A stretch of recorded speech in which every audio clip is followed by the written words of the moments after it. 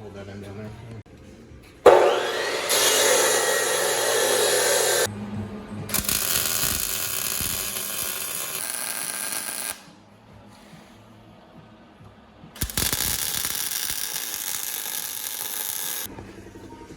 All right, so I have the washer fluid tank all mounted up.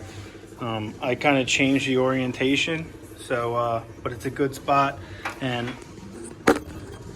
I still have good room underneath. So all of this wiring here is gonna, all this wiring is gonna get ran down underneath there. All right, so this brace here is what's going to be the rear cab mount. And that is where the cab mount bolt originally was, right here.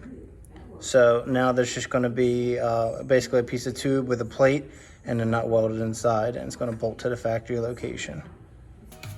So we removed these old bushings that look brand new from the original chassis, and now we're... That's the truck chassis. Yeah. These are the rear cabinets. Right. So now we're going to make a stem that's going to hold this and weld to that crossbar. Okay, so the plan for the air conditioning lines, you see the line right here. This is coming off the original condenser from the Crown Vic, and this right here is the line from the truck. But you'll notice that it stems down from this box here. So basically we need to tie this, let me get a better angle. We need to tie these two together. So that's pretty much what we're going to do. We're going to either make a tube or see if we can bend this one around. But basically, we're going to weld this one to this one, and that'll be it. And then for this line here, same thing, coming off the Crown Vic condenser. This original truck tube loops down here, and it comes up and around. We're gonna get rid of all that craziness. We're gonna cut it at the bottom here, and we're basically just gonna put a 90 on the end of this. We're gonna order a brand new dryer, and we're gonna pretty much just weld this to the bottom here, and the air conditioning system is done. These will go to that bar that we made, and that's what the final product will look like.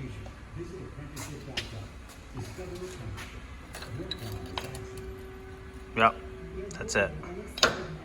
Okay, so what we did is we bolted these both into place and tightened them all down, and then mocked this up into place. So now that everything's in there, we need to double check our cab height and our measurements again, make sure everything's in the right place. And as long as it is, which I expect it to be, all we need to do is box this in right here, or put a piece of tube, or we're gonna figure out what we got to do. But we just got to fill this space, weld it to here, and then we'll weld this in, and the back of the cab's mounted. After taking some final measurements, once we had it before we're getting ready to weld, we realized that we could get the body down like another 2 inches or something like that if we were to cut this section out right here. So that's what we're gonna do. We're gonna cut it out right there and there.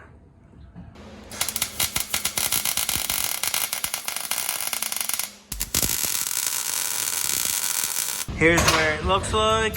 All right, it's all welded up. So now we're gonna finish these welds.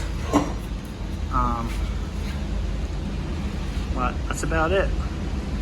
We put that hole in there for a little extra clearance in case the bolt has to go through there. That'll all be welded straight across. And then once this is in, we'll throw a coat of paint on it before we put it in. And then we'll just weld here once it's in the frame, and throw a little paint over that too. But you get the idea. All right, so I threw a coat of paint on this bar here, but this is basically what it looks like. I just threw some etch primer on it for now because I'm going to go through and spray the frame after a little while, but I left these ends undone so that once we put it in, then I'll weld it up and then spot in the ends. All right, it's all welded in. There's the welds. Typically we would do this, typically we would TIG weld this on like most of our builds, but this one, it's not, we're not getting carried away. I drive this thing every day, who cares? And we also would have bent this out of a single bar instead of like, pie cutting everything, but it works. We have a couple washers in there. We'll use those to for now, but once we know exactly, and like once we get the bed on, we'll like determine our exact height, and then we'll use actual plates, and we may not even need any. That's outside all welded in. I wanted to show you guys something that we ran into in the front here. So if you look, you can see that the bottom of this lower header is hitting. So what I did is I scored a mark here, and I'm just gonna shave this right here all the way across. So I'm gonna go all the way across and then cut it right here, trim that lip off. That way it has clearance to go there.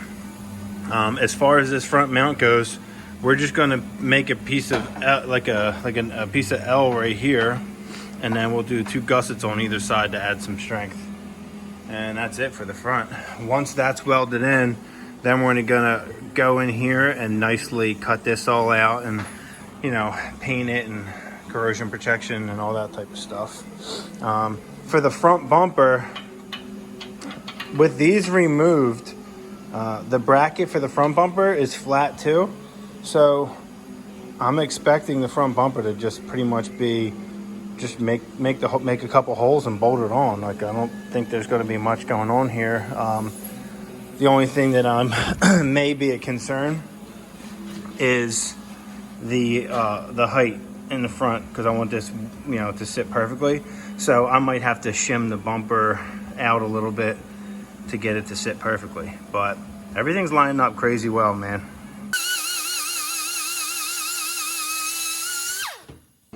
So this is going to be the front cab mount.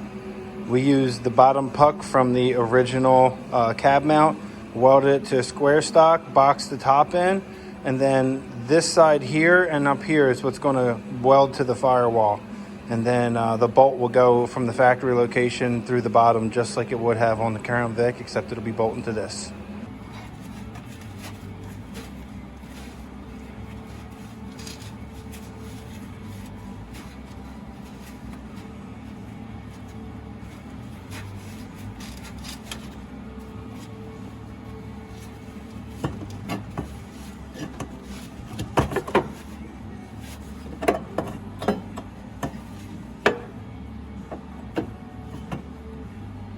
Perfect.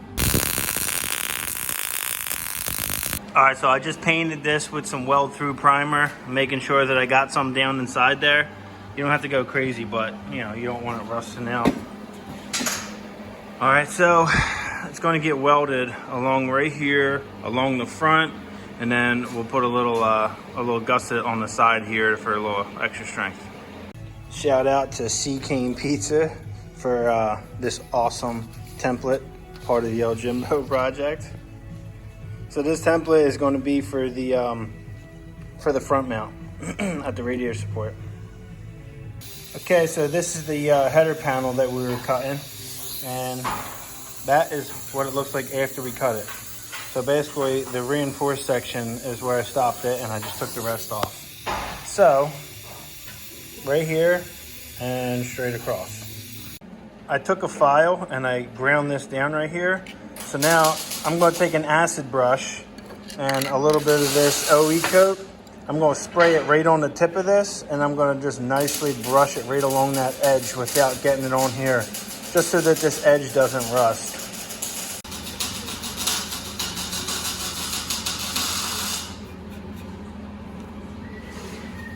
I just sprayed a little bit on a piece of cardboard, and I'm just going to go through and brush it right along that edge. You notice how I'm not getting it on anywhere else. this is the front frame mounting point. So it'll go right through here, and we're gonna weld it right along here. Take note that these are the holes where the header panel, where the headlight mount panel goes. So we had to make sure that we kept it below that. Okay, so we pre-painted that piece with some weld through primer. That way, once it's all welded in, it's less of a mess, and I can make sure I got all the good areas, you know, covered real good. So we're gonna weld this one up, do the other side, and then we're gonna do the ones on the radiator support up front.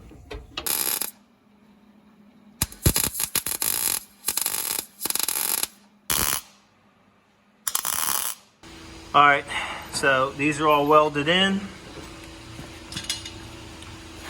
Basically, remember, we had to notch down in that area and then also notch under here so that we could clear that right there. Same thing on this side. All right, so now that we have both sides welded in and tacked, see down there, right here, that right there is tacked in, and same thing on the other side. So we are about ready to go up in the air.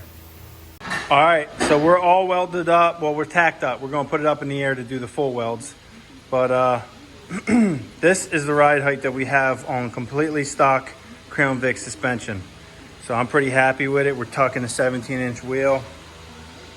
So once we get the cab fully done and welded, then we will come back here and we're gonna chop it right there.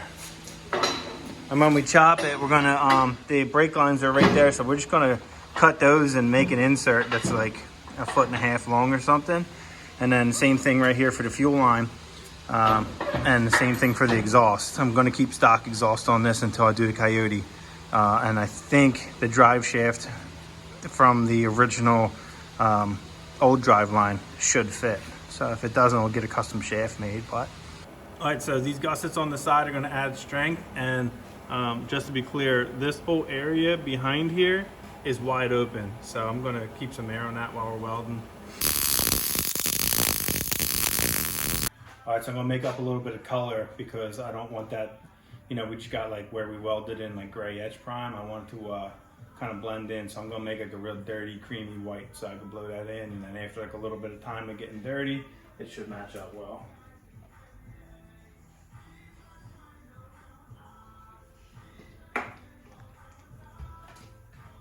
So I start with a white base, and I'm going to do like a little bit of red oxide, which will dirty it up. I'm going to do a little bit of yellow oxide, and a little bit of graphite black.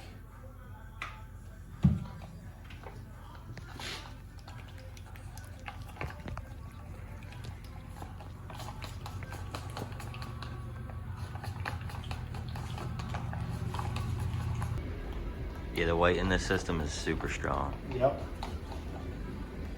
All right, so we're getting close. I want to make it a little bit yellower.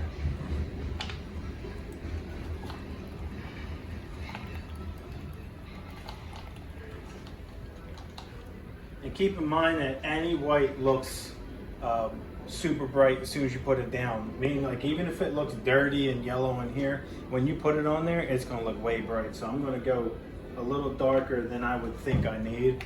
And usually that's the ticket.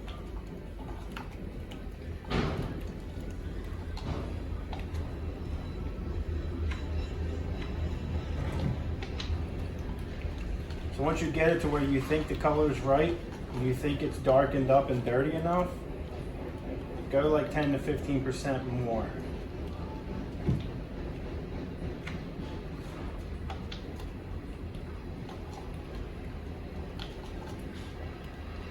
All right, so this is what I have. And I'm pretty sure that's gonna look pretty good once I put it on. Now, it's definitely gonna look a little bit bright when I first put it on, but you know, you gotta give it a little bit of time to get dirty and it'll blend right in.